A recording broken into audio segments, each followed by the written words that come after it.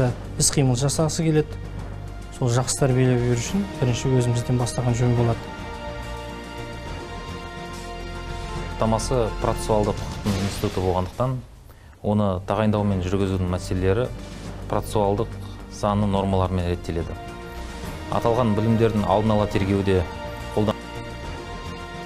тәуелсіздік алғанға дейінгі біздің еліміздің сот жүйесі қандай болған еді? Әрине бәрімізге белгілі, ең бірінші біздер бұл жерде мүліктің келесі нысандары бар. Ол енді мысалға айтқанда жер телімдері, сонымен қатар үйлер, ғимараттар, жерде тұрақты тұратын нысандар, сонымен қатар енді пәтерлер бөлек.